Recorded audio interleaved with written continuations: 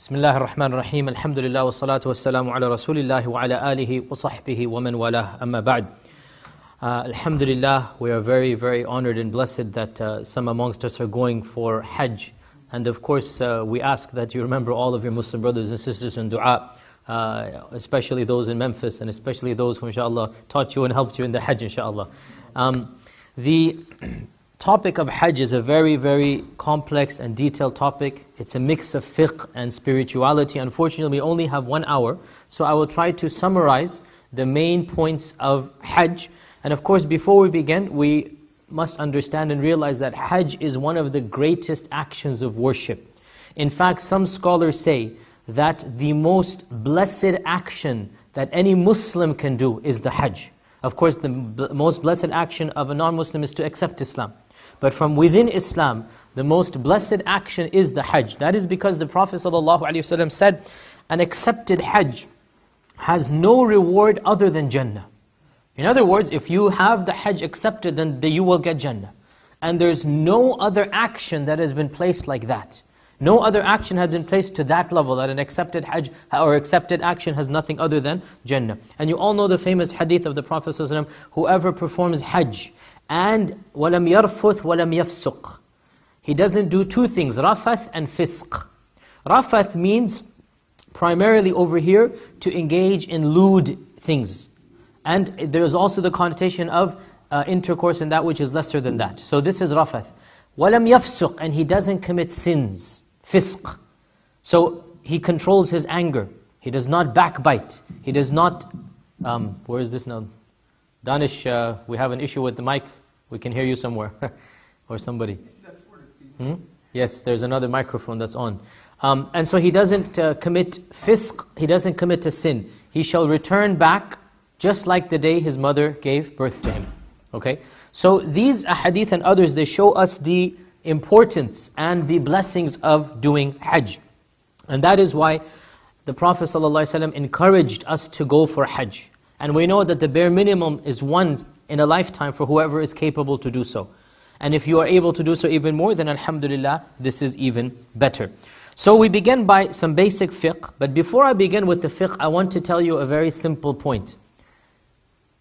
Hajj is not the time to try to study the different opinions about any issue. You will become so confused. You need to stick with one authority and remain that way. Because shaitan will come, one alim says this, one alim says that, is my Hajj accepted or not? You have to be certain that if you asked an alim and he gave you an answer, then you are free in the eyes of Allah. If the alim made a mistake, that's between him and Allah. My point being, one of the most common problems of Hajj is that, oh, do I have to give a hadi, do I have to give a dam or not? One alim says yes, and then another alim says no. Or is my Hajj accepted or not? It might be a difference of opinion. Is this wajib, is this not wajib? Now is not the time to do your research for different madhabs. Now is not the time to become an expert in the madhabs. You need to choose one opinion and one scholar and one methodology and then go with it. Now, you have obviously come to this lesson, therefore I will be teaching what I believe is the strongest position in this issue about the arkan, the wajibat, the sunan of Hajj. Some of what I say might be strange to you, might have heard other things. Now you need to make a choice. Do you wish to follow the position I will say or another scholar? That's your choice, not mine. But let me just say that alhamdulillah, Allah has blessed me to do Hajj more than 10 times. And I have studied the fiqh of Hajj in extensive detail, and I have gone as a muallim and as a guide over 10 times. Therefore, hundreds of questions have come and I have to do. So my point is, I am not speaking from theory. I'm speaking from practice and I'm speaking from years of experience as well. If you take it, alhamdulillah. If you wish to take another opinion, alhamdulillah as well. So let us begin. Hajj consists of specific actions that are done in specific days. And the first of these actions is to enter into a special state. We call it the state of ihram. This is the first action of Hajj. You enter into the state of ihram. This state of ihram, it is a spiritual state. It's not necessarily a physical one. It's a spiritual one.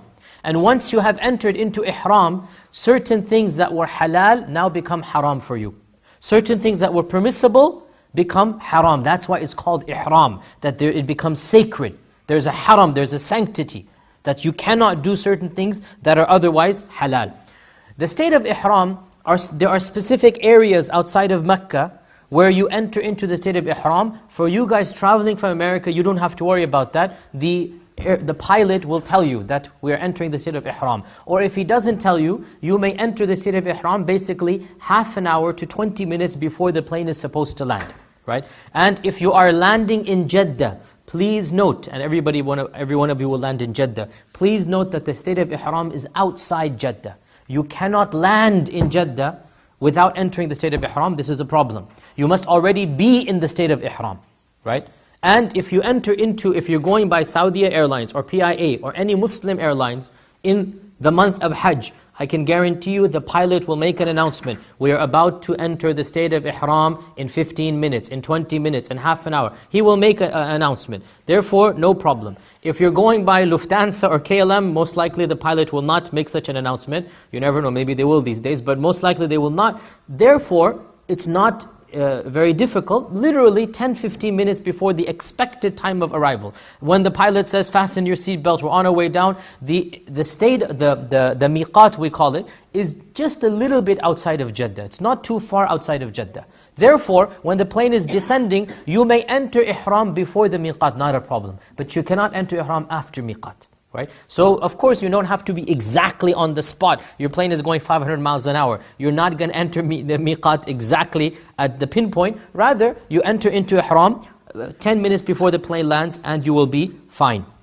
Now, what should be done in ihram? And by the way, if it so happens that you pass the state of ihram, you pass the miqat, without saying, labbaik Allahumma labbaik, without making the talbiyah for Hajj, then you have missed a wajib.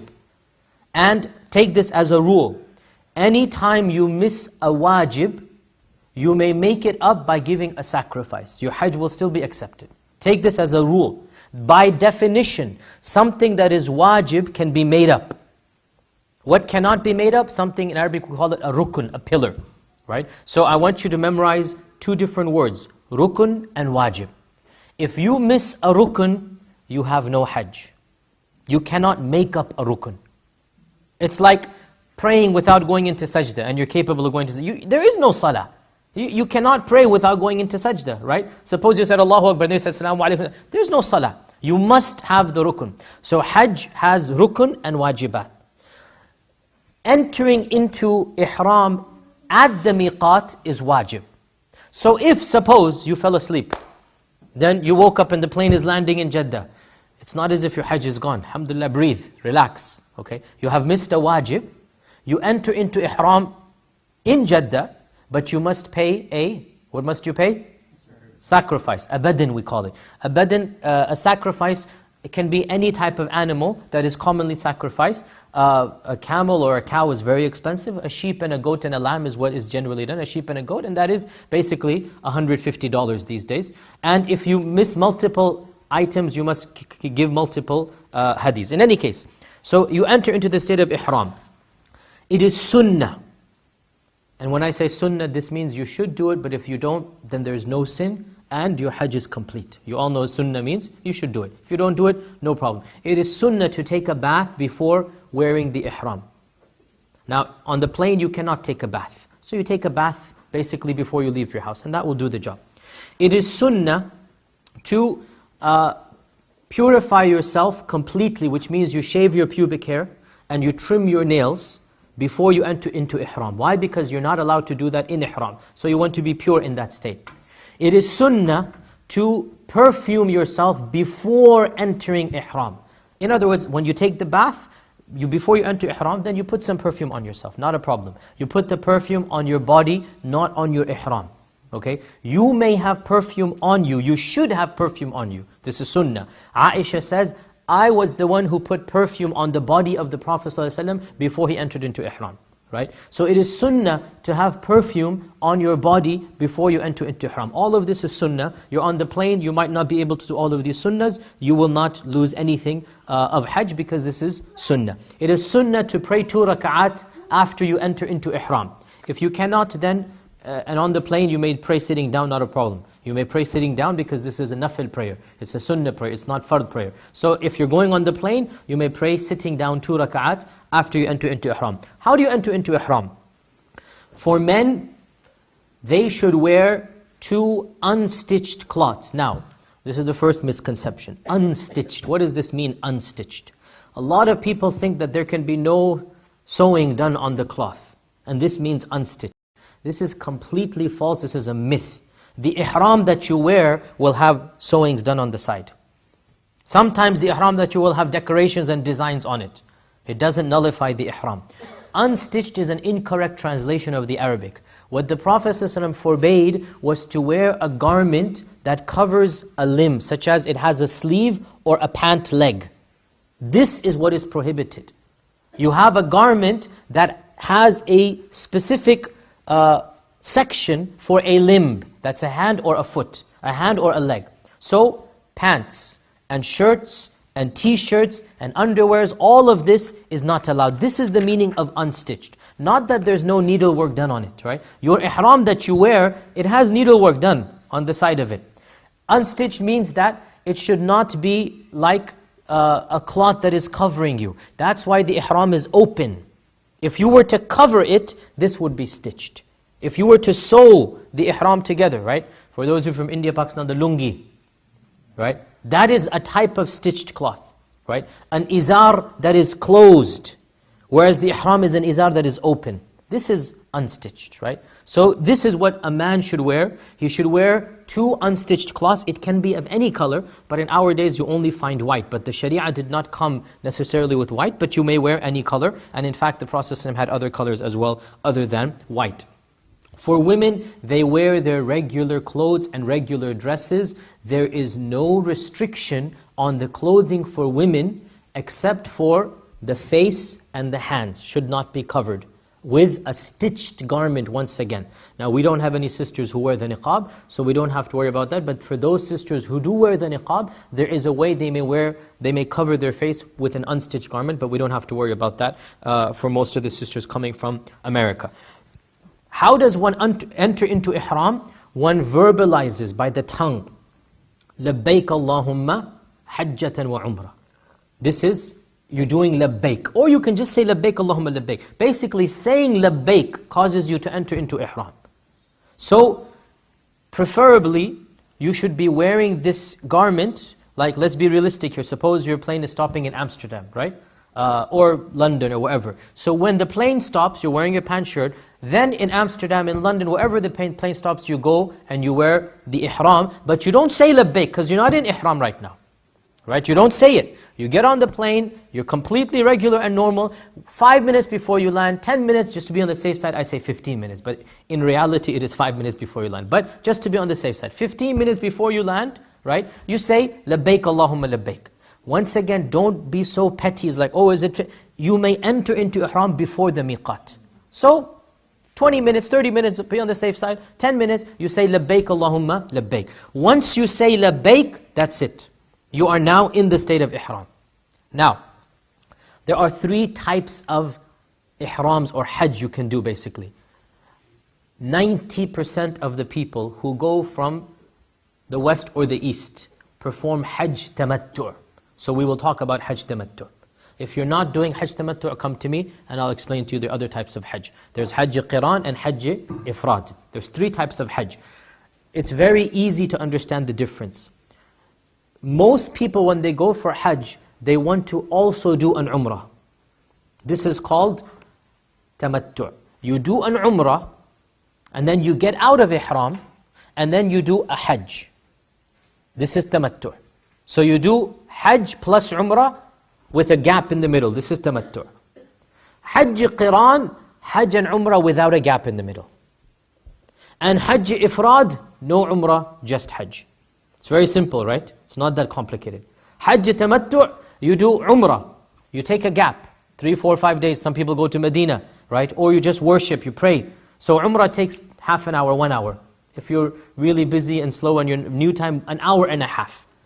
Maximum. Umrah takes an hour and a half. Okay? So after you finish the umrah, now you get out of ihram, you may live a normal life until the 8th day of Dhul Hijjah, which is the first day of Hajj. Then you enter into the Ihram again. So this is Hajj Tamattu'. Tamattu' means enjoyment.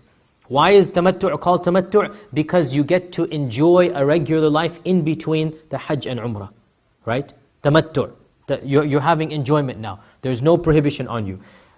This is the Hajj I will describe. If you're doing another type of Hajj, come and talk to me, just minor modifications. Otherwise, Hajj Tamattu', and Hajj Tamattu' is the best type of Hajj. Hajj Tamattu' is the best type of Hajj. Why? Because you do Hajj and Umrah both, right? And so, this is why 90% of the Muslims, when they go for Hajj, they do Hajj Tamattu'. So, we said you enter into Ihram, basically 5-10 minutes before Jeddah, and you pray 2 rak'at and you say Ihram. Now, what is prohibited upon you when you enter into the state of Ihram? 9 things. 9 things. 3 or 4 of them we don't have to worry about. Okay, so it basically boils down to a few things. Number 1, you are not allowed to shave or trim the hair. So the brothers who shave regularly, they cannot shave in the state of Ihram.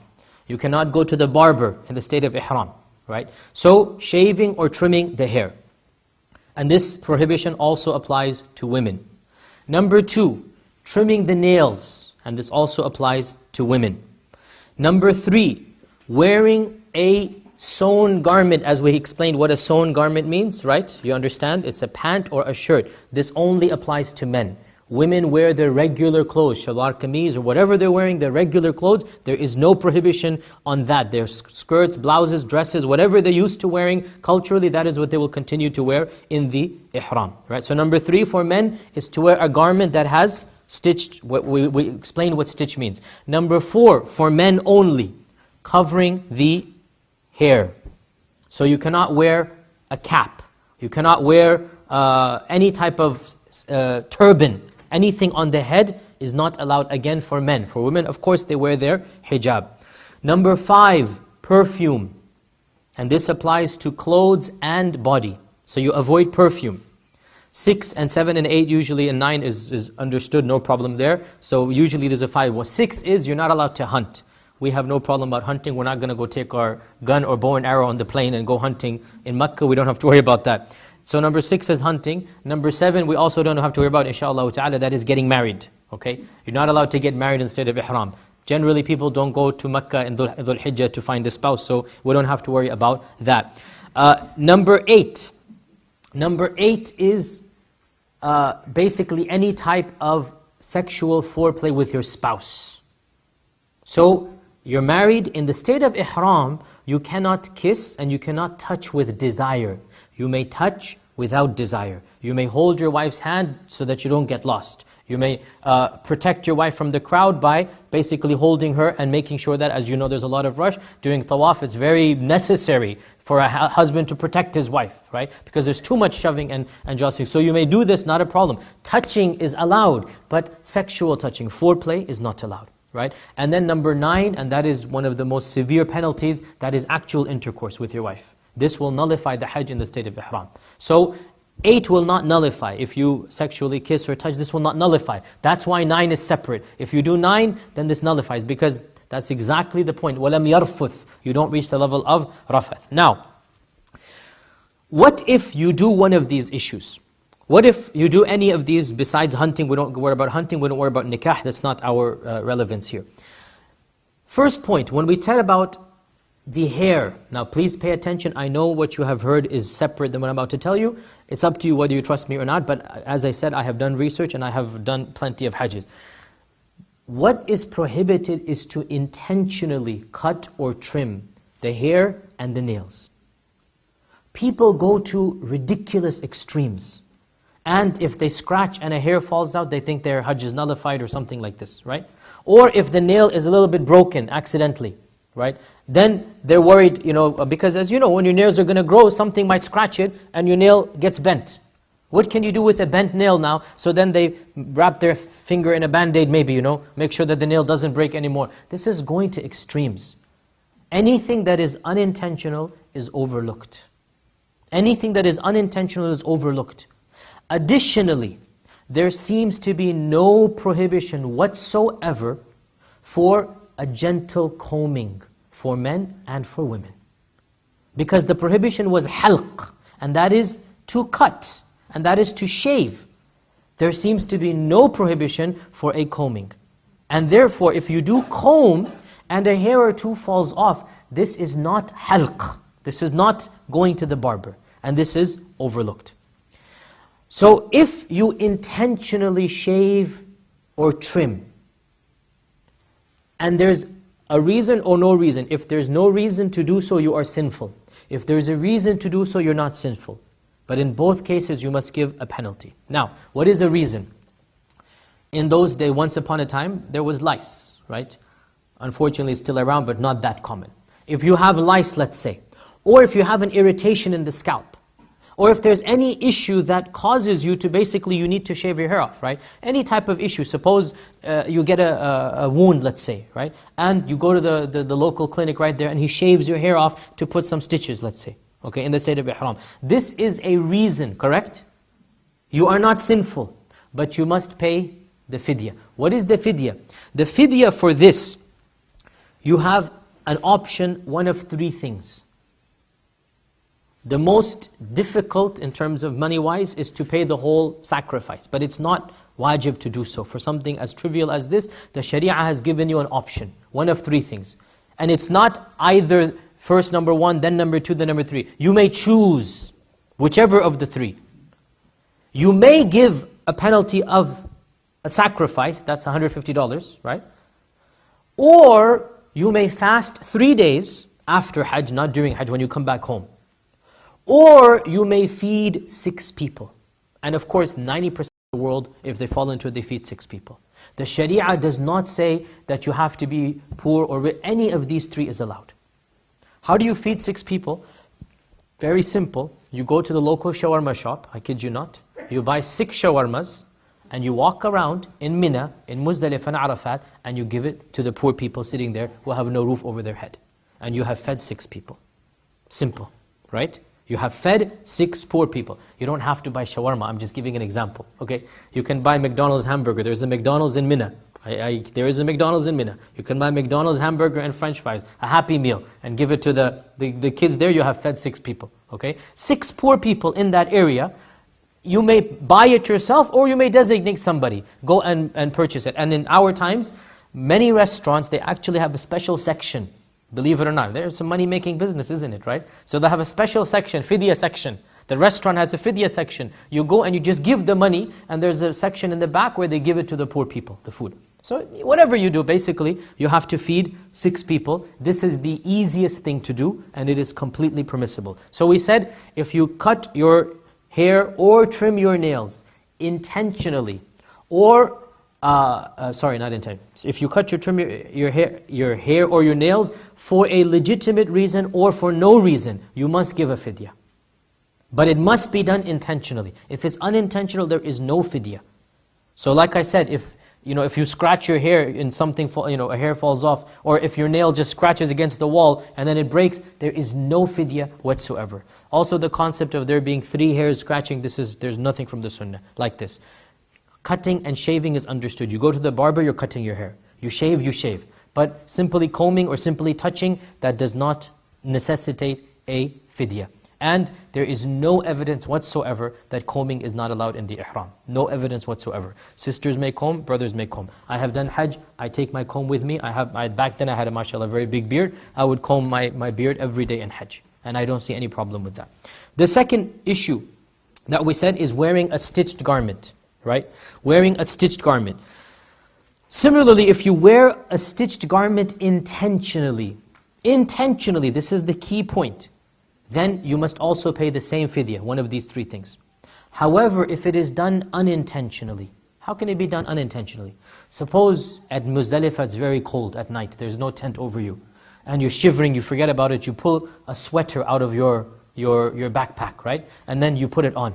Somebody says, Astaghfirullah, you're wearing a stitched garment. You say, oh, Astaghfirullah, I'm wearing it. There's no fidya. Because Allah says, whatever you have done accidentally, khata, nisyan, Allah has forgiven it. Right? And the Prophet ﷺ said, Rufi'a an ummati, Allah has raised from my ummah anything that they've done accidentally and mistake, and somebody forced them to do it. If you mistakenly wear a stitched garment, there's nothing on you for men. Similarly, suppose it's very, very hot, right? And you're walking in the sun, and you just take a cap out and you put it on your head to cover yourself from the sun. Somebody say, you're wearing a cap. Oh, you take it off. Once again, it was unintentional. There's no fidya whatsoever because you didn't do it intentionally. Now, suppose you did it intentionally for a reason. And this is another point people need to understand. The Sharia allows people to break these codes if there's a legitimate reason. Ka'b ibn Ujra was a companion, and he was suffering from lice. And he thought, like many of us think, that even if you're dying, you cannot break the ihram. The lice, this is disgusting, but the lice was so much, it was jumping off of his head. It was falling on his clothes. It was causing immense suffering. The Prophet ﷺ saw him, and he said, go shave your hair and give a fidya. Yani don't kill yourself over this, right? Go shave your hair and give a fidya. Now from this, the scholars say, if Muzdalifah is freezing cold, and you need to wear a jacket or a sweater, wear a jacket or a sweater and give a fidya. For men, obviously women, they have no issue wearing this. You understand this point? The Sharia is not telling you to be backward and go crazy over this. The Sharia is saying, don't do it except for a legitimate reason. If there's a legitimate reason, well then do it and then pay the fidya. Right? So when there's a legitimate reason, some people, they might feel like fainting, let's say it's very hot, and they want to cover their head. Go ahead and cover the head if you think you're not going to faint because of it, right? And then give the fidya later on. Allah has not made our religion so difficult. The hadith of Ka'b shows us, when there's a need, you may do it, and then you may give the fidya. Now, similarly, once, 4, 5, 6 years ago, there was a big, was it the bird flu? Was it called? The bird? The bird, the HN41 or whatever, right? The swine flu thing, right? So a lot of Hujjaj were wearing the cap, the surgical mask, right? No problem. Wear it and give the fidya. And there's a legitimate reason you don't want to go back with this disease, right? So the scholars said, no problem. En masse, the whole Hujjaj, you may go ahead and wear it, but you still have to give the fidya, but you're not sinful. There's a legitimate reason to cover the face or do something of this nature. Similarly, when you are going to sleep, let's say, right? You may put a blanket on top of you. But by the way, here maybe this is a strict position of mine, I don't think that a sleeping bag is allowed that you zipper up. Because to me that would then be a garment covering you. But you may have a sleeping bag that you don't zipper up. You have a sleeping bag that you in other words, you just fold it on you. Right? You know the Western sleeping bag that you get, right? So, and this doesn't apply for women again, only for men. So, because this would be basically a whole garment again. So you just have a sleeping bag and you fold it on yourself without zipping it up. Okay, some scholars say sleeping bag is allowed because it doesn't quite follow under mukhit. Personally, I like to avoid it. But you may use it, as I said, without zipping it up. Once again though, if it gets cold, and Muzdalifah sometimes gets very cold. In fact, this Hajj, Muzdalifah might be very cold. And Muzdalifah, as you're aware, does not have any tents. There's no roof. You are sleeping in the middle of the desert. Once in a while, Muzdalifah will get close to freezing, and there's wind blowing, and sometimes we've been in Muzdalifah when it's been raining, drizzle. It's not a pleasant place to be in when it's cold and wet. In such a case, you wear the clothing and you give the fidya. No problem. Okay? So, we talked about this. Now, the next issue, perfume. Once again, people go to crazy extremes. What is prohibited is you apply perfume to yourself in the state of ihram. You take out your Gucci spray and you go ch-ch-ch-ch, okay? Now, if you do this accidentally, you take off the garment, you wash it, and then you wear it again, no fidya. If it's on your body, you go and you wash your body. You may take bath during ihram. There was a dispute amongst the Sahaba, should we take a bath or not? They went to Abu Ayyub al-Ansari, and lo and behold, he was taking a bath in the state of ihram. That resolved the dispute right then and there. Right? He said, I saw the Prophet take a bath during the state of ihram. You may take a bath, ghusl, during the state of ihram. You must take a bath. So if you put perfume accidentally, as soon as you remember or somebody reminds you, you go, you wash, no fidya. If you put it on intentionally, and there might be a legitimate reason. I mean, suppose your ihram is very stinking and filthy, and you don't have a second one, right? And by the way, just my advice, get 2 ihrams for men. Buy 2 ihrams. and have one clean one with you in the backpack and one that you're wearing, because you're going to be in the state of ihram in Hajj for 3 days, right? And believe you me, within the first day or two, it will be completely filthy. So it's good to have another ihram, and you may substitute and then discard the other one, throw it away or whatever, wash it, whatever, it's up to you. But sometimes it might be that it is necessary to apply some perfume because you're sleeping in a tent with 10 other men, and maybe you are not smelling very nice, and there's a maslaha, there's an overwhelming need that you don't stink so bad. If that is the case, you apply it and you pay the fidya, once again. Because they're allowed for necessity, and they're prohibited for no reason. But in both cases, you have to give the fidya. So what is the fidya? We explained it. The fidya is one of 3 things. Number 1 is what?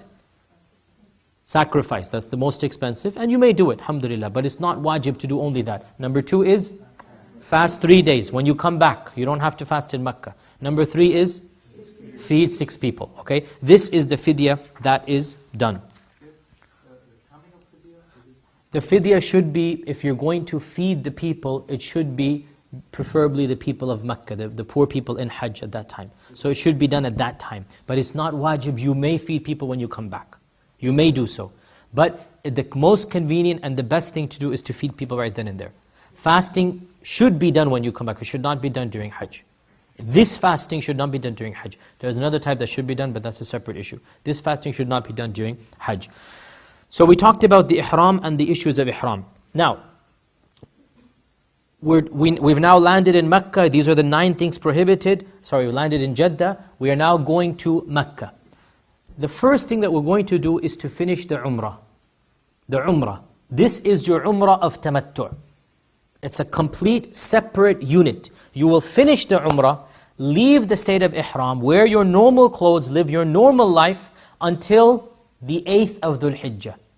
So if you were to go right now to Mecca, then you will do Umrah tomorrow, basically, be out of the state of Ihram tomorrow night, and then remain in Mecca, or basically remain outside of Ihram until the 8th of Dhul Hijjah.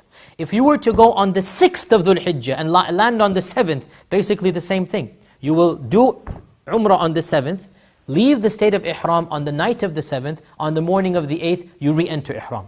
It's clear? It doesn't matter how long the gap is.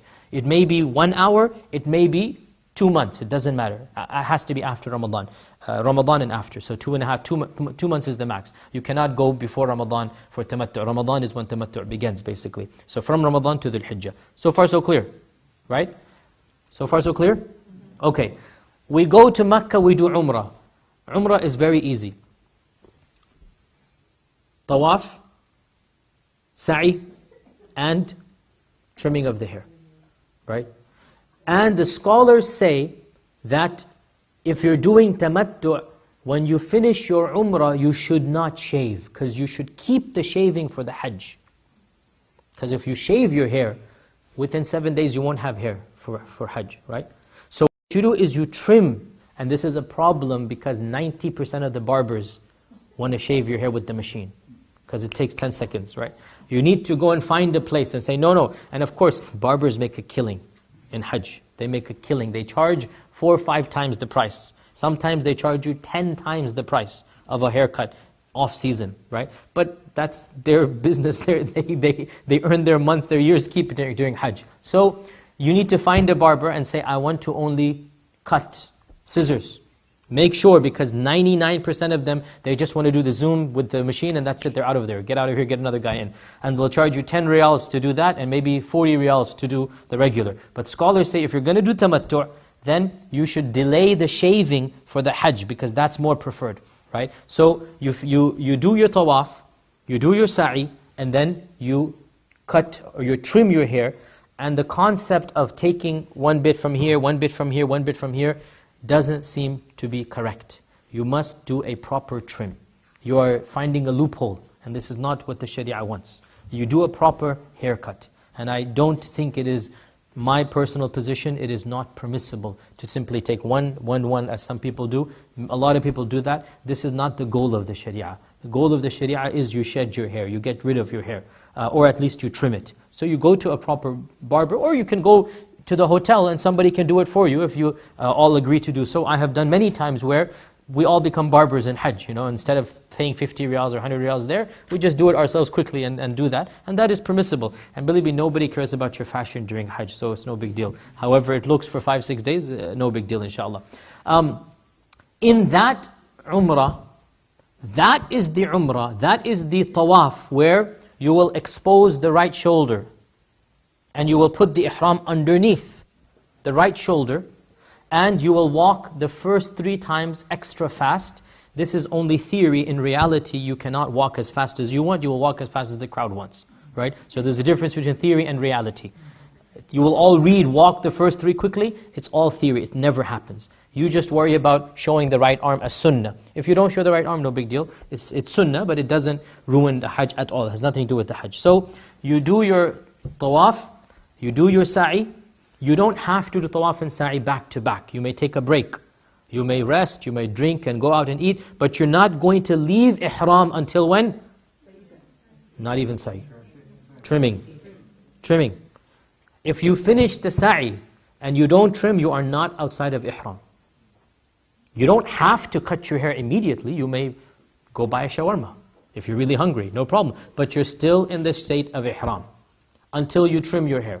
Once you trim your hair, that's it. You are out the state of ihram. Therefore, you go back home, you take a bath, put all the perfume you want on, and wear your regular clothes. And everything is halal for you. Everything. There's no prohibition because you're now back to regular state. And that's why tamattu' is called tamattu', because you enjoy this middle period. Now, for most groups that come from the Western lands, they will first go to Mecca, they will do the Umrah, and then they will go to Medina, and then they'll come back. Some groups go to Medina first. Therefore, if your group is going to Medina first, well then you don't have to worry about ihram when you land in Jeddah. Because you're not entering Mecca. You're going to Medina. So if you're going to Medina first, you don't have to worry about ihram. That's why a lot of Hujjaj, they try to find a group that's going to Medina first. Because that saves them the hassle of entering ihram in an airplane. Because when you go to Medina, Medina is outside of the miqat. Okay? So when you land in Jeddah, then you'll take a bus or you'll take a plane to Medina. It doesn't matter that Jeddah is inside the miqat. You're going to leave again and come back in again. Right?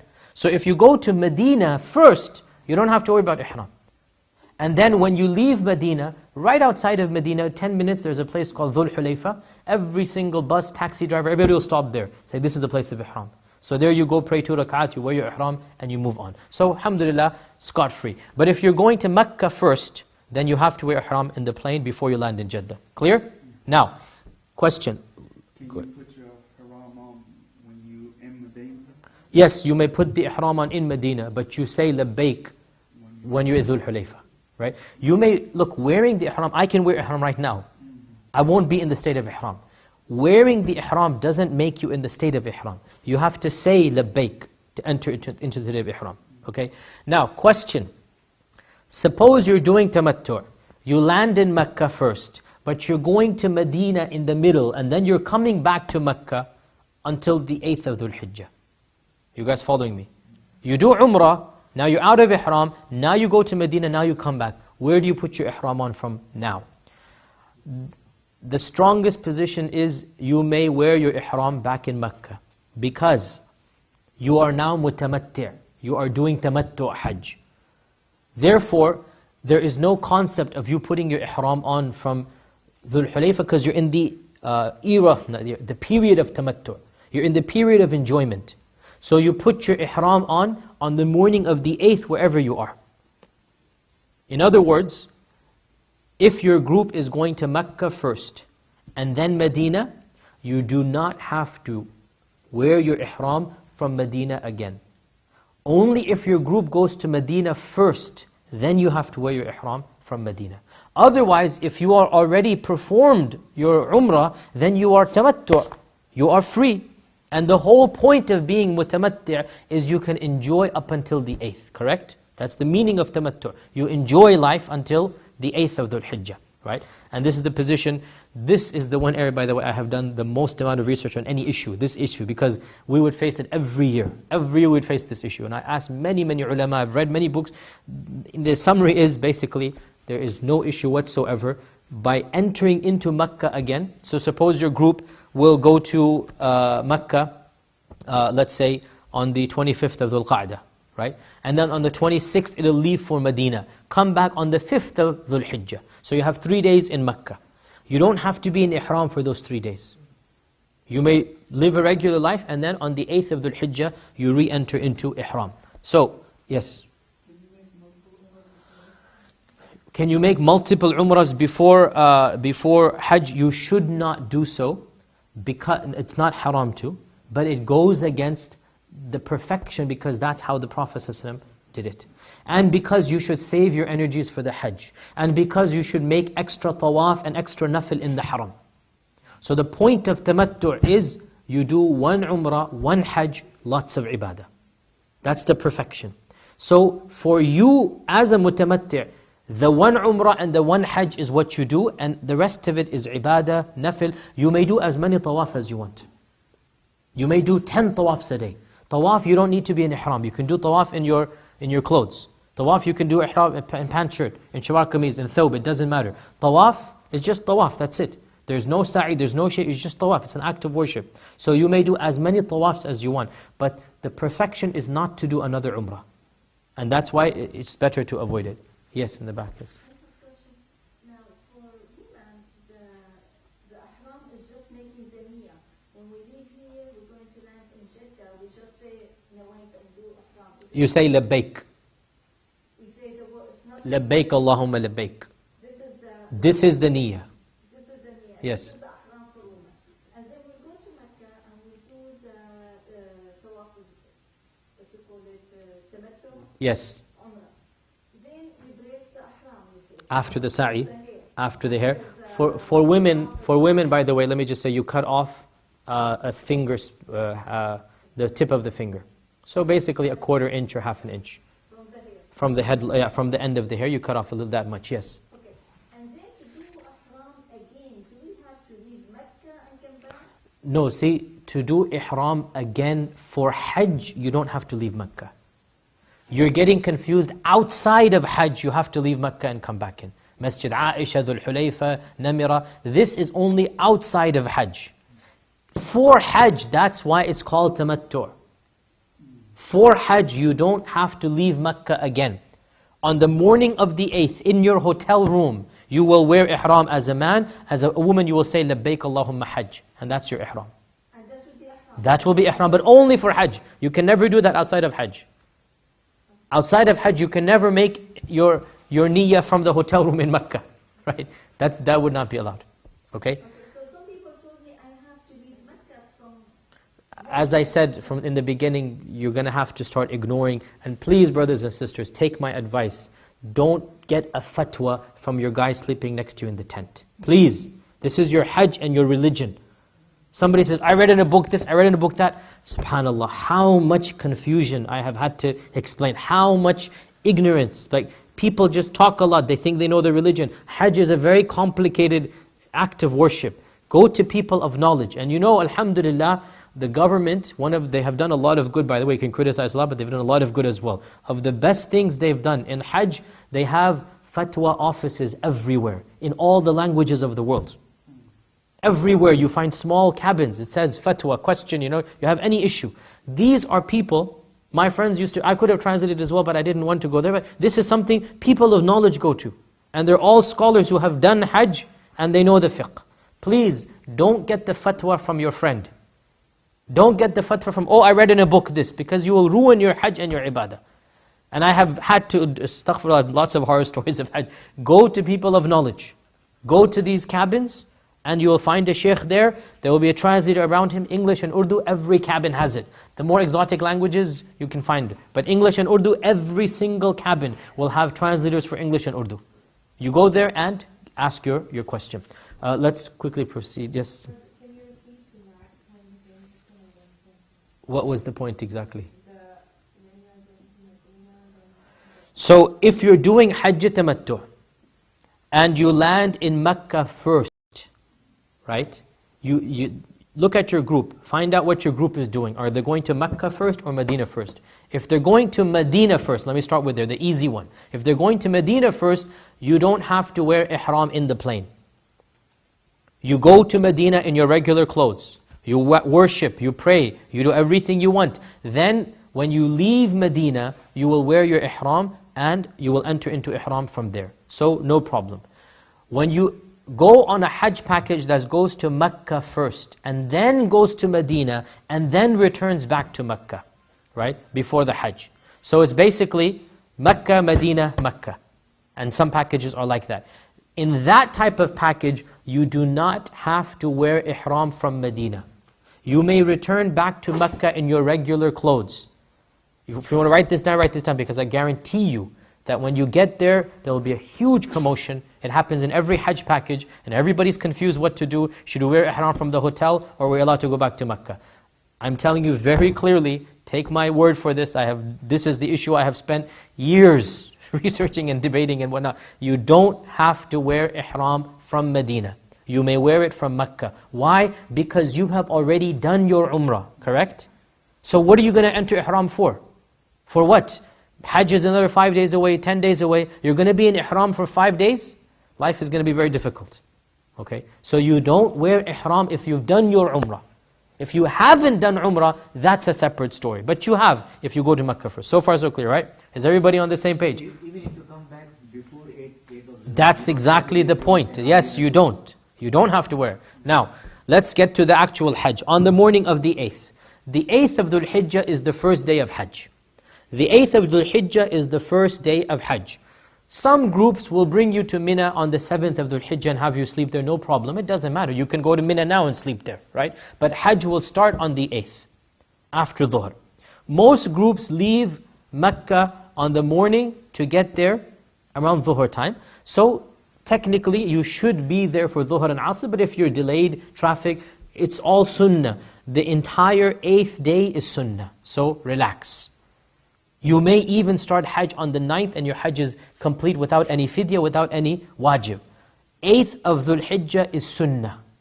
So this is a preliminary, it's a taster. Get ready. If something happens on this day and you don't go to Mina, no sweat. You may skip it all and go directly to Arafat. But 99% of packages, they go to Mina. And that's good, they should go to Mina, it's sunnah. So you go there, where do you wear your ihram from on the 8th? Who can tell me? Wherever you are, right? In your hotel room, wherever you are. That's the whole point of tamattu'. You wear your ihram from there. Where do you make the niyyah? In your hotel room. You say, labbaik Allahumma labbaik. Basically, from where you are, you will make the niyyah. You will then go to Mina. Sunnah is to get there before Dhuhr, but let's be realistic, there's 3 million people, it's not in your hands, don't sweat. If you get there at 10 a.m., you get there at 6 p.m., your Hajj is completely valid. The whole day is sunnah. And Allah knows your niyyah. If you're stuck in traffic, don't worry about it. Allah knows your niyyah, you will get the reward of the sunnah even. Okay? Once you get to Mina, Dhuhr and Asr combined and shortened, Maghrib and Isha combined and shortened. Okay? So you pray Dhuhr and Asr 2-2 at one time. And Maghrib and Isha 3-2 and Witr as well at one time. And what do you do in Mina? Ibadah. Quran, dhikr, dua. You get ready for the next day, the big day. That is the big day, 9th. 9th is the big day of Hajj. One of the biggest problems of going with a group is too much chit-chat. Believe me, right now, if you've never been for Hajj, you think, I'm going to go and I'm going to do this and I'm going to do that. Believe you me, when you're surrounded by people of your age and all of you suffering and bad food and this and that, it's so easy to start talking and gossiping and talking about the situation, cracking jokes at the sanitary conditions over there, etc., and hours go by. It's a very big fitna from shaitan that your Hajj is just being wasted away. Even if you're not doing something haram, you're wasting time. That's not why you spent $10,000 these days. How much is Hajj, man? When I was a teenager, we used to go for like $1,500 back from here in America. I did most of my Hajjs for free, alhamdulillah, but I mean, back then it was what, 1,500, now it's what, 8,000, 7,000? 15,000 is for some of us, so it's like, not everybody can afford that, 15,000, alhamdulillah. 8,000 is the average, right? Yeah, so you're not spending $8,000 to chit-chat with your friends or with people that you make there. Basically, learn from day one to be polite but rude. Jazakallah khair, I have something to do. Polite but rude, firm. You're there for your own ibadah, right? Have your Qur'an with you, have your du'as and dhikrs that you want to do, a dhikr book or du'a book, and just worship. Don't worry about other people. So, you spend the night in Mina. As we said, if you don't, your Hajj is completely valid, not a problem. 8th is all sunnah. The 9th is the big day. This is your Hajj. If you miss the 9th, you have no Hajj. 9th is the day of Hajj. The 9th is the day of Arafah. The 9th is when you will go to the most sacred place on earth at that time and spend the entire day on the plains of Arafat. You technically should get there basically around Zawal, before Zawal, after Zawal. But I mean, if you get there a little bit late as well, not a problem. But it is wajib to get there before Maghrib. And you cannot leave Arafat before Maghrib. And by the way, you cannot leave in our times because the government closes the roads. So there's no issue of you leaving. The roads are literally blocked. They open up the gates at Maghrib. So there's no issue of you leaving. So Arafat is the main time of Hajj. And that is the time you will go to Arafat and you will combine Dhuhr and Asr, 2-2, and for the rest of the 4, 5, 6 hours that you have, that is the time of dua and dhikr. That is the time of praying and begging for forgiveness. That is the time of basically pleading to Allah for a better life in this world and the next. This is Hajj. Nothing is better for you at that time than dua. That's why even you pray Dhuhr and Asr right at the beginning. Soon as the time comes in, you actually get rid of the fard prayers because there's something more important than that, and that is the dua. The whole point of Hajj are those few hours. Believe you me, you will find half the crowd just chit-chatting. Believe you me, it's unbelievable, but if you've been for Hajj, you know this. It's just, believe it or not, you just get tired, it's hot, you're sweaty, you just start wasting time, astaghfirullah. You're not there for that. My advice to you, as I said, don't even make too many friends, right? So that you're just on your own. You go to the corner of the tent, you go outside, you make dua. Simple advice as well, drink lots of water. This is a dehydration day, it's a very difficult time. Also, please do not wander from your tent on Arafat. The most difficult time to get lost is the day of Arafat. You don't want to be spending 3 hours finding your camp again. Okay? Before I move on, again some practical advice. In Mina, make a mental note or a physical note of your tent number. Once you have your tent number, breathe with relief. Now it doesn't matter what happens, in 2 days you'll be back in that tent. Even if you get lost from your group, have at least 50, 100 riyals on you. Every single one of you, men and women, right? If you're going with a child, make sure you have a safety tag with a phone number and an address of the tent on the child's hand. Something that is fastened to the child. That this camp, this tent, believe me, this is not, you don't want to ruin your Hajj like this, right? If you're going with children, that. If you're going as an adult, have some money on you. Anybody above 12, 13 years old, just have cash on you and know your tent in Mina. If you get lost, very easy. You can't, as a man, you can't even change your clothes anyway, right? You just need some food and water, which is found everywhere. For a day, you're going to be in Muzdalifah and Arafat. On the next day, you'll come back to your tent in Mina. All the tents are numbered, and there are maps everywhere. And if you get lost, there are Boy Scouts there. You can find them, the Saudi Boy Scouts, you see them there. And just show them the tent number, they'll direct you in that direction. Very easy, it's all numbered like a grid. It's literally like a grid. It'll say Alif 21 or Ba 63. And that's all you got to memorize. Just memorize that and you'll find it in every tent in Mina. Just look outside and you'll see a pillar somewhere, very high up. Just memorize your tent number because it's that tent that you will come back to and therefore you'll be back with your group. In Arafat, there is no numbering system because it's one day. So that's why don't get lost in Arafat. Arafat is the day of ibadah, of dua, of dhikr. This is when you raise your hands to Allah, you beg, you plead, you cry, especially right before Maghrib. That's the main time when Allah subhanahu wa ta'ala Himself comes down and Allah Azza wa Jal asks the angels, do you not see? He's boasting. Yubahi bikum, the Prophet said, he's boasting that these are my servants that have come to me and I will give them everything they want and I have forgiven all of them. So this is the time of dua and dhikr. This is the time where you open up your heart to Allah subhanahu wa ta'ala and pray for everyone, for your friends, your relatives, for those who have taught you the fiqh of Hajj. This is the time that you pray for them. Basically, you open up your heart and you make dua for all of your friends, family, yourself, your children, and this is the time of acceptance of dua.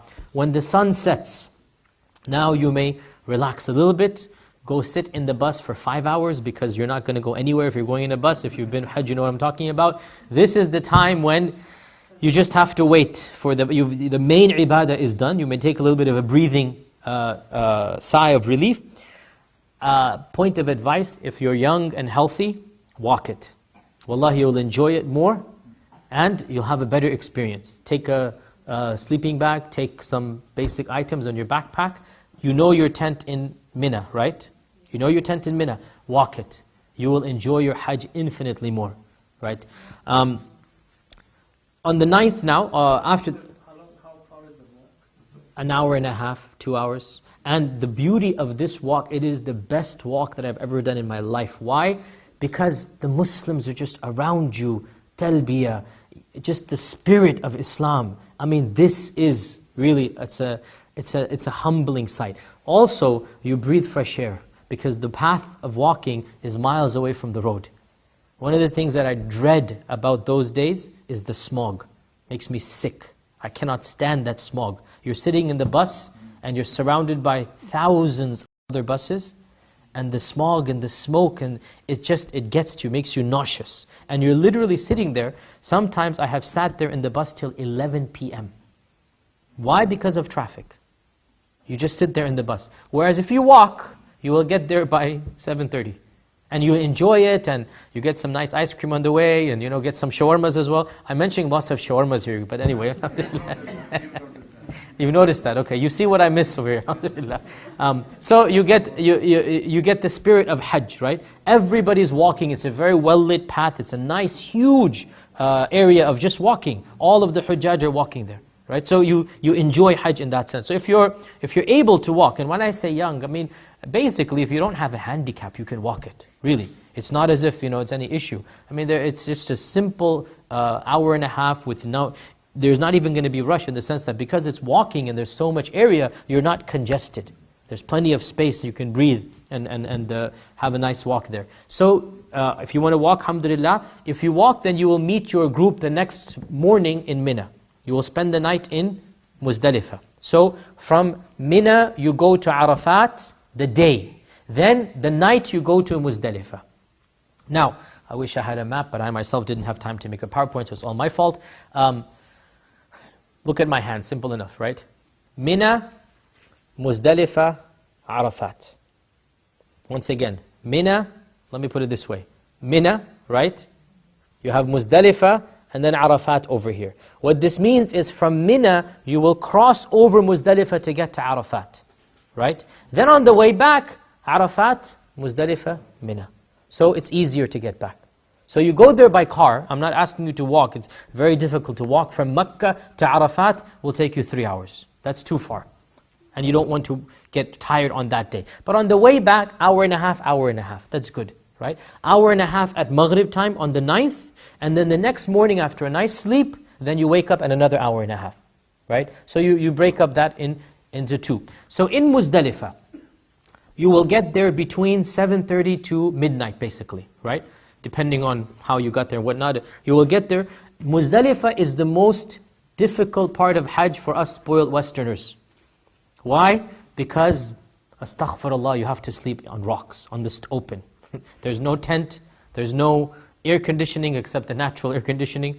You're basically sleeping out in the desert. Because it's only one night, so the government has not prepared any facilities. And also one of the most difficult problems for us Westerners is the restroom. And what can I tell you about the restroom? But in Muzdalifah it is, what can I say? Okay, it's just sabr. Yes, sabr. And that's why in one sense you have to drink a lot of water. In another sense, on Muzdalifah is not the time to drink too much water. Also realize that the most common time to get lost is Muzdalifah. Why? Because in Arafat, generally speaking, there's no reason for you to wander outside the tent. Your food will come to you. The restroom will be reasonable distance, so you can go back and forth. In Muzdalifah, the restroom might be half a mile away, right? And so you look and you see the restroom over there. You think, oh, that's easy enough. I can go straight ahead. When you walk out of the restroom, you see an ocean of faces, of people. You're like, where did I come from? Where's my tent? There is no tent. Where's my group? Everybody looks the same. And you start panicking. Don't panic. You know your tent number in Mina. Don't worry. Walk it. It's an hour and a half. Everybody's walking in one direction. You're not going to get lost. You're not going to be walking the other direction. Don't worry. As I said, you have 15 riyals, 10 riyals, that's all you need. Have some more, but I'm saying you just want to buy some water and some juice and some shawarma, and that's it, right?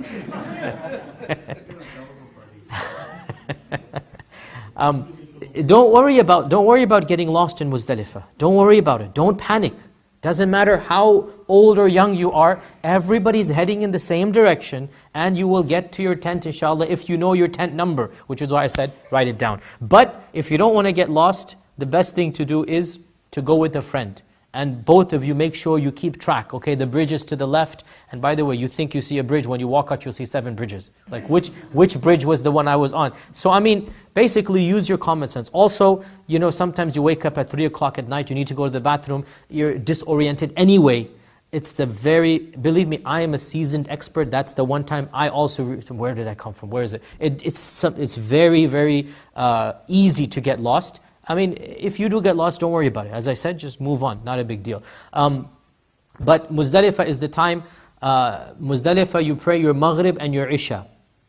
Jama' and Qasr, 3 and 2, and your Witr as well. Witr is never left, so you pray Witr over there as well, and then you go to sleep. It is commonly said that you should pick your stones from Muzdalifah. The Sharia does not at all ever even suggest or hint at that. This is, in my opinion, a cultural addition. You may pick your stones from anywhere. You may even pick them from your backyard here in America. It doesn't matter where you pick your stones from. The Sharia does not specify. There's not even a fabricated hadith that talks about picking the stones from Muzdalifah. But some scholars basically liked it because it's the day before, but you may pick your stones from anywhere. Also, another reason you might want to pick your stones from Muzdalifah is because there's a lot of stones in Muzdalifah, right? So it's just easier to pick stones. But from a Shari'i perspective, you may pick your stones from anywhere, and I would actually pick my stones on the 8th from Mina, so that I didn't have to worry about finding stones in the middle of the night in Muzdalifah. I would personally do this.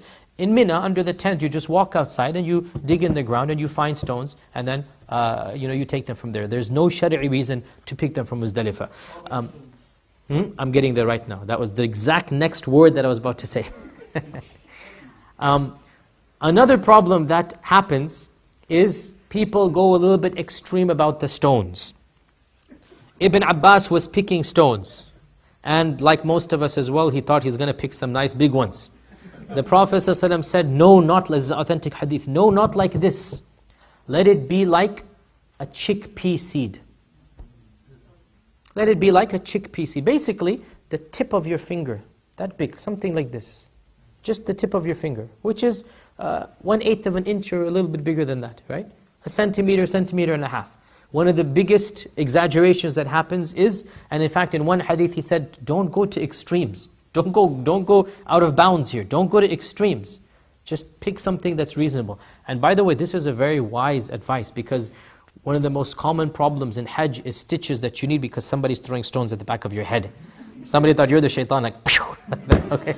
No, because the pillar is there, and people are throwing, and they don't know how to throw a ball if their life depended on it. So they throw a stone, and it just hits you smack in the back, right? And if they choose a big rock, then it's a dangerous thing. So it's a very wise advice from the Prophet ﷺ to choose small stones, right? So it should be something small. Now, again, don't go to exaggeration that you take a ruler with you, you measure every stone. The Sharia is not that difficult. Rough idea, just something like this. You don't have to wash it, you don't have to put it to the sun, you don't have to check for the purity. But one thing, and this I will say, you can't choose cement. So don't find some cement somewhere and break it up yourself and then have 7. Choose a rock, right? Because you'll find a brick, let's say. You know the cement, the brick that they have? And some people say, oh, okay, this is a brick, let me take something and then, break up the brick and then I have 7 pieces of... this is, in my opinion, you should choose a stone. I mean, I'm not saying it's null and void if you break a brick up, but the point is you're supposed to choose a natural stone. So you choose 7 small ones. And so now we've done the 9th, we're on the night of the 9th, we have woken up preferably in Muzdalifah. The Prophet ﷺ allowed women and elderly to leave Muzdalifah early. So, suppose a woman is expecting, she's pregnant, let's say, or an elderly man or woman, they may leave Muzdalifah after midnight. No sin, no penalty, no fidyah. It is permissible to leave after midnight. And the people who are in charge of this elderly person may leave with them. So suppose you have your mother with you, let's say, right? And she's elderly and you want to take care of her. Well then, who's going to take care of her? You. So you go with her. And there's no penalty on you. 7 stones for the first day, and then 21 for the other 2 days. So it's 49 total. But you don't have to pick them all at once, and you don't have to pick them from Muzdalifah. You may pick them anywhere, right? So technically, it's anywhere, but culturally, on that night, you'll see 50% of the Hujjaj pecking, here and there, looking in the night and trying to find stones. As I said, make your life easier, do it the day before. Now you wake up in Muzdalifah. If you have left earlier, no problem, if there is a reason. What is a reason? As I said, elderly, pregnant, if you have a baby with you, basically, common sense. I mean, if you have an infant with you, you're allowed to leave early and start the other rites at that time. So you get there earlier. But if you don't have a reason, then you shouldn't leave Muzdalifah. You should wake up on Fajr there. If you're sick or you get sick or something, you should still try to stick around. If you're sick, what should you do? You look at your own state of affairs. If it's just a little bit of a cough, everybody gets a cough. You will not come back from Hajj. A sign of going for Hajj is you get a cough. If you don't have a cough, I will not believe you have gone for Hajj. I will not believe, I'm telling you, I will not believe it. If you come back completely normal, no sniffy nose and no cough, I won't believe, this is just imagination. You went in a dream, maybe. Every single Haji comes back with a cough and a wheezing nose, and this is the gift of the Hujjaj, mashallah, okay? I think we should move on and leave Q&A at the end then, because we only have 15 minutes left. You should stay all night. There's the ihram, yes. You should stay all night, as I said, unless there's a reason. Hajj package is not a reason. If your Hajj package leaves, then it's not in your hands. So you stick with your group, it's easier for you. Okay, if your Hajj package leaves in the middle of the night, Allah knows your niyyah. And don't make life difficult. They're leaving, what are you going to do? I'm not advising you to do Hajj alone, but it's not a problem if you do. Let's leave now questions to the end, because it's only 15 minutes left. So, the 10th day, now this is where it gets confusing. If you listen to me, inshallah, it won't be confusing at all. Very easy. The 10th day, there are 4 actions that you have to do. 4 actions. Any 2 of them will get you out of what we call the minor ihram. And all 4 will get you out of ihram totally. What is this minor ihram and major ihram? Simple. Minor ihram allows you to do everything except intimacy with your spouse. And what leads to it, foreplay.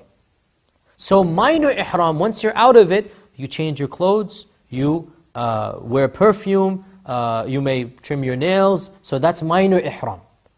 Major ihram, you may now resume conjugal relations with your spouse. So minor ihram, major ihram, the only difference is intimacy, that's it. When you do 2 of these 4 things, you're out of the state of minor ihram. Which means, you take a bath, you shave, if you the type who shaves, you shave, even though, in my opinion, you shouldn't be shaving, but I mean, you may now trim, you may now cut your nails, you may now wear normal clothes, you may put perfume on, this is minor ihram. Clear? 2 out of the 4, you get out of minor. Right? All 4, you're out of ihram totally. Clear? Okay, what are these 4 things? Number 1, and they may be done in any order, by what the Prophet ﷺ himself said. A man came to him and said, "O Messenger of Allah, I did number 2 before number 1. He said, "No problem." Another one said, "I did number 1 after number 3. No problem." Another man said, "I did number 4 before number 2. He said, "No problem." The Sahabi said, nobody came to him with any arrangement except that he said, "No problem." The arrangement is completely up to you. You may do any of these in any order. There is no basically wajib or anything in the order. What are these 4 things? Number 1, stoning the large jamrah. There's 3 jamras, large, small and medium. Stoning the large jamrah, Jamratul al-Aqaba al-Kubra, by 7 times. That's number 1. Number 2, shaving of the hair. Number 3, the hadi or the sacrifice. And number 4, the tawaf of the Hajj itself. The tawaf of the Hajj itself. Now, 99.99% of you will be buying a ticket for the hadi, correct? You will not go yourself with a knife and choose your animal and do it yourself, correct? Some people do, those who are regulars. I've done it once in a while, but for you guys it's really, you have enough to worry about. So, what does this mean?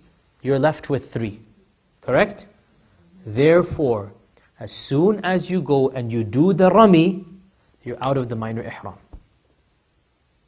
And then when you've shaved your hair, of course, you're shaving your hair, that's basically you've done 3 of the 4 now, correct? So, you may shave your hair first, believe it or not. A lot of people think you have to do rami. You may shave your hair, because that is a right of Hajj now. This is a part of the Hajj. You're allowed to trim your hair if you want, but the Prophet ﷺ encouraged the shaving. But you may trim it. If you want to, you may just get to a barber and trim it, not a problem. But you may shave first, but most people do the rami first. So, you do the rami, you shave your hair, you've done 3 of the 4. You may assume that the hadi is done basically in the morning. That's your assumption. Because there is no way you can verify, and the scholars have said, you may assume that your hadi is done. Because they have 3 million sheep they have to sacrifice. They're going to start before Hajj and continue after Hajj. It is not humanly possible to sacrifice that many sheep and goats simultaneously. Okay? So you may assume yours is done, no problem. Therefore, as soon as you do rami, you're out of the ihram, minor ihram. Right? So if after rami, you want to go and take a bath and put on your regular clothes, that's fine. And then go to the barber, that's fine. But most people, because when you're going to go to the barber, you're going to be messy anyway because of all the hair. Most people actually then go to the barber. Alhamdulillah, they built a huge barber shop right there at the Jamara. At the Jamara, there's probably one of the largest barber shops in the world. You just go there and you shave your hair off. And then sisters should have scissors with them. They go back to the tent, they take out a 4 lock of hair, a little bit, and then they just cut it. So now they're out of minor ihram. Therefore, 90% of you will be completely dressed and clean and fresh smelling and everything on the morning of the 10th. Maybe by 9 o'clock, 10 o'clock, 11 o'clock, you're all now back to your regular dress. So how long were you in the state of ihram? The day of the 8th, the full 9th, and then the morning of the 10th. So for most people that works out to less than 48 hours. Those 48 hours, your clothes will look like they have been on you for 2 weeks. Believe me. Which is why I said for men, have another pair of ihram. And especially in the night of Muzdalifah, it's very convenient to change because it becomes very filthy in the sand and this and that. And so make sure that that is done. Now, once you do your tawaf, now you're out of the then you're out of completely of ihram. And as I said, the only difference is intimacy with spouse. Otherwise it's fine. You may delay your tawaf, by the way. You don't have to do it on the 10th. You may do it on the 11th. You may do it on the 12th. You may delay your tawaf. It doesn't matter when you do it. The tawaf does not have to be done on the 10th. My personal advice, the 10th is extremely difficult to do tawaf. Very congested. And it is better to do it either very late night, 10th, maybe 2 a.m., right? Or 11th, day or night. Basically, take your time to do tawaf. I would not advise you to do tawaf on the 10th of the afternoon of the 10th because it's just too congested, especially if you have a woman with you. Because you are literally, it's the most difficult time of the year to do Hajj. You are literally surrounded. If you have your wife with you, you're going to have to tawaf protecting her to breathe. I'm telling you, to breathe. She will have to do this to her so that she can... It's not a comfortable place to be in at all. And Allah does not tell us to make the religion that difficult. There's no need to do it on the 10th. Do it either, as I said, late night, 2 a.m., 3 a.m., or the next morning or the 12th, not a problem. So, these are the 4 actions of the 10th. 3 of them for sure you'll do on the 10th.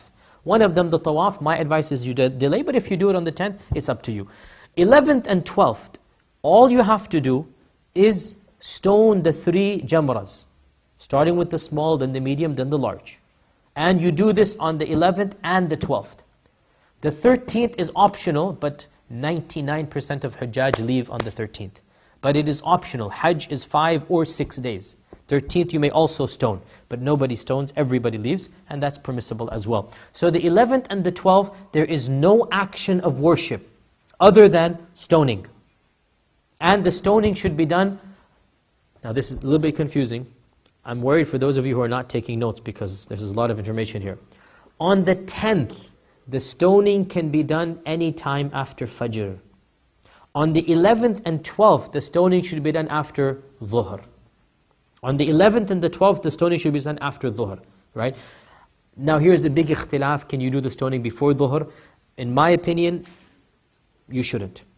And especially with the modern changes to the jamra that they have, it's now 5 stories, mashallah, and the pillar is not a pillar anymore, it's now it's longer than this room, it's like a boat. Yeah, it's longer than this room. And in my opinion, this is a very wise move, and I'm very supportive of it, that there is no more stampede, inshallah, anymore. And so there's no reason for you to come before Dhuhr. You may do it at any time.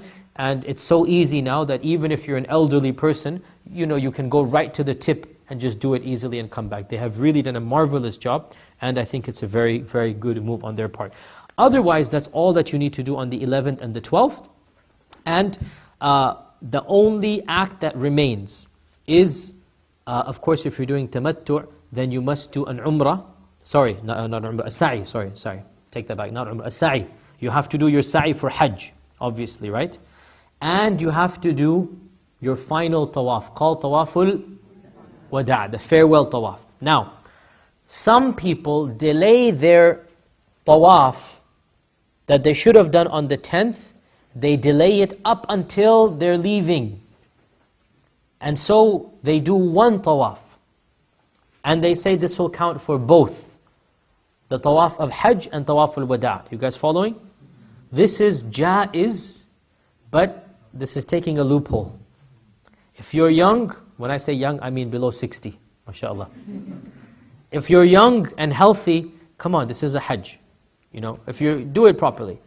If you're elderly, you're sick or something, then no problem. And if you did it without an excuse, now I'll be honest here, I've done Hajj 10 times, more than 10 times. Many times I would take this, because alhamdulillah I'm going so often. But for some of you who are going maybe once, the first time, Allah knows when you're going to go again, why would you want to do that? In other words, do 2. Do the tawaf that's for the Hajj, and then do the tawaf that is tawaful wada'. Now, tawaful wada', and then with this we conclude, so we're done now. So you do the tawaf of the Hajj on the 10th or 11th or 12th, as we said, or any day up until you leave. You may do tawaful ifada. So let me clarify. For the person who's doing tamattu', there are 3 tawafs. The first of them when you first came to Mecca many weeks ago. That's the tawaf of the Umrah, right? That's over and done with. The second of them is the pillar of Hajj. That's done on the 10th or 11th or 12th. The third of them is the tawaf before you leave, called tawaf of farewell, tawaf al-wada'. You may, if you want to, combine the second and third into one tawaf. You guys following me? And your niyyah will not be tawaf al-wada'. Your niyyah will be the tawaf of Hajj. And it will count as tawaf al-wada'. But your niyyah will be tawaf al-Hajj. I don't advise you to do that, but if you do it, it's jaiz. You don't need to give a fidya or hadyu, anything. It's completely permissible. So the person who's doing Hajj has one. Now suppose you did it on the 11th. My advice, you do it on the night of the 10th or the night of the 11th. Even better, the night of the 11th. 2 a.m., 3 a.m., the night of the 11th, go to tawaf. It'll be reasonably busy. It'll always be busy. You're never going to find an empty time in Hajj. Reasonably busy. Then you do Tawaf al-Wada'. A lot of people are confused about Tawaf al-Wada'. Tawaf al-Wada', you delay it to what is reasonable for you to delay. The very last thing that is in your control. When you're with a group, it will never be the very last thing that you do in Mecca. In other words, your group says, we're going to leave Mecca at 8 p.m. So we'll drop you at 4 p.m. and you do your tawaf. Now technically, you shouldn't be going shopping and eating shawarmas and wasting time after Tawaf al-Wada'. Technically, after Tawaf al-Wada', you're supposed to leave. That's the whole point, right? Now, you're with a group, somebody's late. What are you going to do? Wait. Allah knows that's what you did, what's in your hand. So don't worry about it. If you're delayed 2 hours, if you go and shop and you get your necessary stuff and what, no big deal. Because Allah knows you did what you can do. Don't make the religion more difficult, right? You have it in your hands. My driver told me he'll come at 8 o'clock. I did it so that I'll be done by 8. Now if it so happens that you delay till midnight, it's not your fault. You don't have to do another Tawaf al-Wada'. If you don't do Tawaf al-Wada' but you've done Tawaf al-Ifada, you've done the main Tawaf, you must give a hadi. You must give a penalty. If you don't do Tawaf al-Wada', but you've done Tawaf on the 10th or 11th or 12th, i.e. the Tawaf of Hajj, Tawaf al-Wada' is wajib. So if you miss the wajib, what do we say about a wajib? What do you do if you miss a wajib? You sacrifice. You sacrifice. Therefore, your Hajj is valid. You must basically make up with a hadi. So you can combine only if you do it at the end. If you do Tawaf on the 10th, you cannot combine because you didn't leave. You have to delay the Tawaf al-Ifada to the day that you leave. Suppose your bus is leaving on the 14th. You may do on the 14th of Dhul Hajjah. You may do one Tawaf, which will count for both. But you have to do one Tawaf at the end. Now, to conclude, simple list, memorize this list. Hajj has 4 arkan. Hajj has 4 arkan. If you miss any of these arkan, you don't have a Hajj. You cannot make up a rukun. Therefore, memorize these 4. Number 1, you need to declare your ihram. Not wear ihram, declare your ihram. You may wear a pant and shirt and do Hajj. You give lots of fidyas, but your Hajj is valid because you said labbaik. Right? So you must declare, you must be in the state of ihram to do Hajj. If you're not in the state of ihram, there is no Hajj. Because Hajj has to be done in the state of ihram. Right? Number 1. Number 2, you must do 1 tawaf, which is the Tawaf al-Ifada. Number 3, you must do 1 sa'i, which is the sa'i of Hajj. And number 4, you must stand at Arafat on the 9th. If you don't do one of these 4 things, you have not done Hajj. Everything else can somehow be made up. Missing Muzdalifah, you give a sacrifice. Missing the stoning, suppose your group had to leave on the 11th, suppose, right? I know of people, they've had a death in the family, and they have to leave on the 11th. Like in Hajj, suppose their father dies, they have to prepare the body, right? I know people that this has happened to. What are you going to do? No problem. You give the sacrifice, your Hajj is valid. As long as it's after the 9th, right? And you've done the tawaf and the sa'i. So, these are the 4 arkan. I repeat, being in the state of ihram, number 1. Number 2, the tawaf of Hajj. Number 3, the sa'i of Hajj. And number 4, what's number 4? Arafat. These are some things you cannot make up. Everything else, inshaAllah ta'ala, if something happens, you can make up. One final point of advice for the sisters. One of the biggest controversial issues of our times is the sisters who are in their menses. What do they do if their menses will not finish before their group departs? This is a very, very controversial issue, and it's a very difficult situation. My advice to the sisters is take pills and make sure that you do not have your menses in this month. Go to your gynecologist, go to your doctor, and make sure that it's permissible for you medically. And then after that, do not have your hayd in this period, your menses in this period.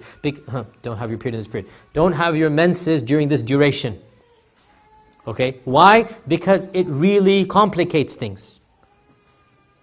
It really complicates things. Once upon a time, if a woman was in her menses, no big deal. She just waits a few days. When it's finished, she does the tawaf. Alhamdulillah, everybody's fine. Right? These days, we have flight schedules. We have departures. We have visa issues. If a woman is in her menses, the plane is not going to stop for her. Her ticket is going to expire. Her visa, it's with the group. It's almost impossible for a lady to remain behind single-handedly with her mahram. It's not even, the group is not going to allow it. The government's not going to allow it. Because you come as a group, you leave as a group. It's the laws of the government in our times, right? So, the first point is, make sure that doesn't happen to you. Take pills, and inshallah ta'ala, it's very easy to basically skip over one period, and then when you come back, you may stop the pills and then you go back to your regular cycle. And by the way, when you're taking pills, 99% of the time, any blood that you see will be istihada, therefore it's ignored. It doesn't count as hayd. That's 99% of the time. If, for some reason, you don't take pills, and your menses start, as long as you do tawaf al-ifada before the menses, you're scot-free. The main issue is tawaf. You don't have to worry about the prayer, that's forgiven. You may do your du'as in Arafat in the state of menses, no problem at all. You may do your dhikr, you may do all the other acts, you may do the rami, you may do sa'i in the state of menses. You don't have to have wudu, by the way, brothers, to do sa'i. Sa'i, you don't have to have wudu. Sa'i is a separate action of worship. The problem only is tawaf. Now, if you've done the tawaf al-ifada, the Prophet himself said, authentic hadith, for menstruating women, the tawaf al-wada' is forgiven. So, suppose if your menses started on the 14th, and your bus left on the 16th, or your plane left on the 16th, you did your tawaf al-ifada, you're forgiven. You don't have to worry about the farewell tawaf, because that was a wajib, and in your case, that wajib is completely, you don't even have to pay hadi for that, because you're scot-free. The problem comes if you haven't done tawaf and your menses start. And your plane or train, there's no train these days, but you're departing before your menses finish. This issue has caused a lot of controversy in our times, because technically it is not allowed to do tawaf in the state of menses. It's like saying pray in the state of menses. It's like saying, fast in the state. You don't do it. You need to have wudu to do tawaf, right? It's nonsensical to do tawaf in the state of menses, because that's not what you do with him. However, in our times, there is a fatwa that is getting more and more common because of the situation that we're in, which says that if a lady must perform her tawaf in this state, then she does so and it is accepted. I don't like this fatwa, but I'm not saying it's invalid. I'm simply saying, sisters, if you think you're going to be in this state, if there's even a remote chance, please make sure that you're not, because it's a very, very difficult scenario. Okay? With this, inshaAllah ta'ala, I pray that, can we have Q&A after Salat al-Isha, right? What do you,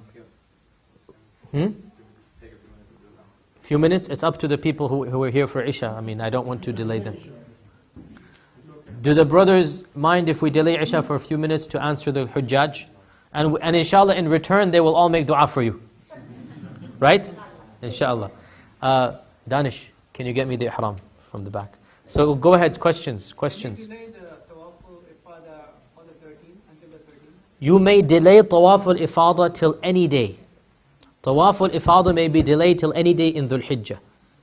You may delay. Tawaf al-ifada does not have an end date. However, you will remain in the state of major ihram until you do tawaf al-ifada. Right? Otherwise, you are scot-free. Yes? About the belt. Once you have ihram, can you use the belt? Once you have ihram, can you use the belt? Wallahi, I worry about if you don't use the belt, what's going to happen. Can you do more than 3 tawaf? Therefore, using a belt does not constitute a garment. It doesn't constitute a stitched garment. So using the belt is permissible. Okay.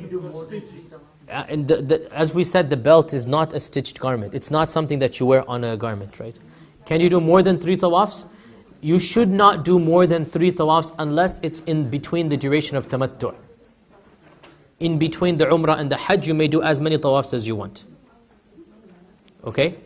So you cannot do like 10, 11 and 12 tawaf on all. You may do tawaf is an action that doesn't, let me rephrase that. Tawaf is an action that does not require any specific time to be done. You may do it on any day, even on the 11th and 12th. However, I would not advise you to do so because these are the busiest days of the year and it is very dangerous for your health, to be honest, to go in that extremely compressed atmosphere unless you want to do tawaf on the roof. And that will take you 2.5 hours minimum. And it's already very tiring in Hajj. So as a general advice, I would not encourage you to do tawaf on the 12th and 13th as nafil. But if you want to, you may do so. Okay. Question from the sisters about Hajj. Question from the sisters. Going once, going twice. Back. Oh yes, go ahead. Yes.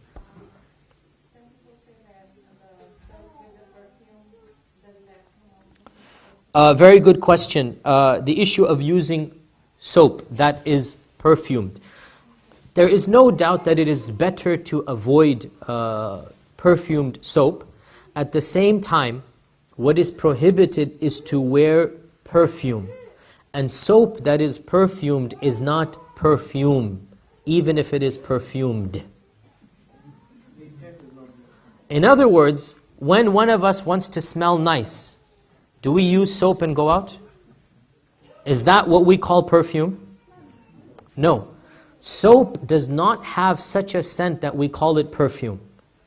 Therefore, the strongest opinion is soap may be used and it will not require a fidya, but it is better to avoid to remain out of the gray area. But it is not a haraj, it's not a problem. And if you really want to be safe, you go to the pharmacy right now, Walmart, they have unperfumed soap, right? Some practical advice, make sure you have some items. Number 1, if you like unperfumed soap, definitely. Number 2, have a toiletries bag that you can hang somewhere. Because when you use the shower in Mina, there is no place to have a toiletries bag except on the shower itself. So you want something you can hook on and fasten to. Because if it falls, it's not retrievable. Okay, it is gone. So you want something that, a hook that can fasten on to the shower. Okay, so your toiletries are in that bag that you will need for Mina. Also a very useful item is baby wipes. Believe me, miracles. Okay, a bit of a sensitive issue, but this is for your own benefit, so excuse the bluntness. Brothers, please get some Vaseline and apply it to your inner thighs. Why? Because when you don't wear underwear, the thighs start rubbing against one another, and it's one of the most common problems that you get skin burn, and you cannot walk properly, and it really ruins your Hajj. So apply some Vaseline. Have a little bit of Vaseline, and Vaseline is unscented, so there's not an issue there, right? Because when you don't wear the underwear, then your thighs will rub against one another, and we're not used to this, and you cannot walk normally at that stage. And it's very painful. It's not, if you just put some Vaseline, you are safe there. Not a problem at all. Also, as I said, make a mental note of your tent number in Mina, and always have cash on you. Now, the best way to carry cash is to use these belts, right? These belts. But if you buy a money wallet as well, and you get them at Walmart or something like that, a secret pocket wallet, they call it, a pocket wallet or something, right? You put it underneath you. It does the job. So you wear a regular belt, and then you use this money belt or something underneath it, and you put it around your regular belt, and then you may put your money in there. If you have some basic money, 50 riyals, and you know your tent in Mina, alhamdulillah, Hajj is easy. Don't worry if you get lost. If you don't have either of the two, that's when things get difficult. Final questions before we break for Salah. Yes?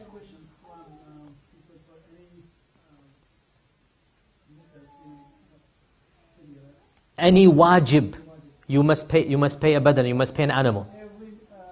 For every missed wajib, an extra animal. You cannot combine, mashallah, all in one. No.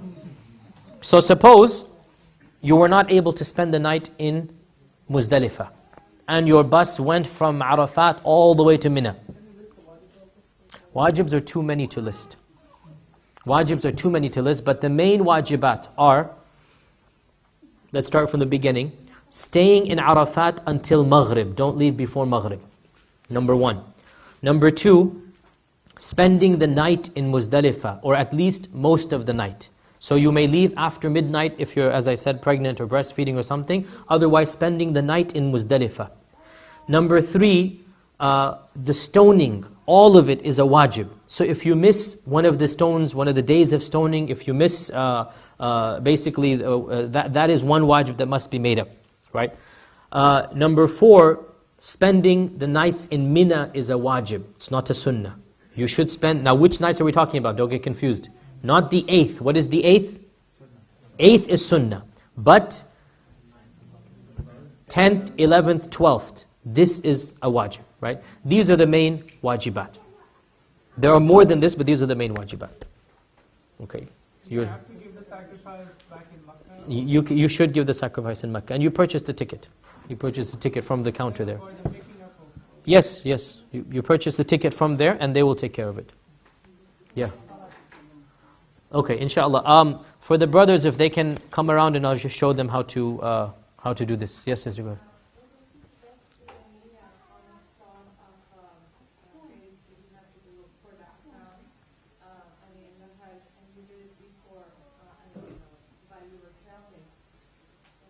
I didn't understand the question. The niyyah when you're going for Hajj. You did it before you were in your house, anywhere, and you didn't do on that spot exactly. You may enter into the state of ihram before the miqat, not a problem. But one of the wajibat is to enter into ihram before the miqat. Yes, if you enter into ihram after miqat, you have to give a penalty. No, the first one, which is going to be for Umrah. It's for the Hajj, you're in your hotel, as we said. Yeah. For tamattu', as we said, there is no concept of miqat for the Hajj. Yes, you may, but I mean, you should make niyyah from where on the 8th you should make your niyyah from there. But 8th is sunnah, so even if you make the niyyah on the 9th, you're fine. But it has to be before the 9th.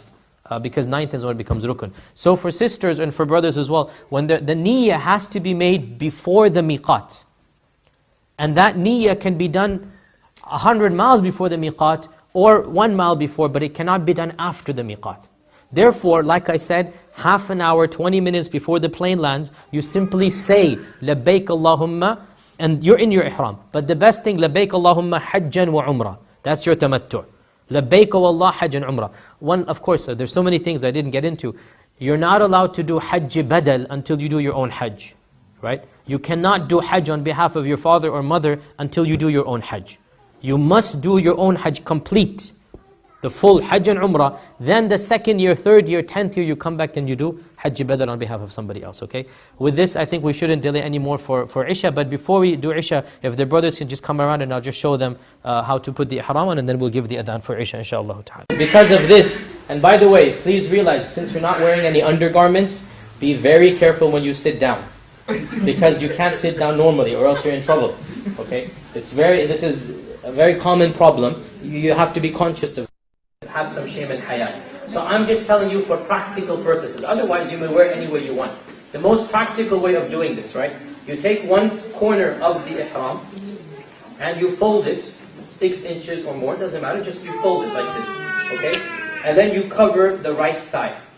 You cover the right thigh. So you go all the way up here. And then you go around all the way. It's been so many years, I feel all these memories coming back. And then you go around all the way. No, it's fine, it's fine. I've done this too many times. So this is 6 to 8, as I said, just to be on the practical. And you put one foot out, like this. And again, this is for practical. Wallah, you can do it anyway, fiqh-wise. This is just to make your life easier. And then you cover the right thigh, the right leg. Then you come back again, and then you fold it again on this side.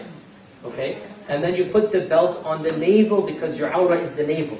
Don't wear your belt where you wear a western pant, which is on your waist, because Shar'i wise your navel is awrah, right? You know this, right? Okay? So you wear the belt on your navel, and then you fold this on top.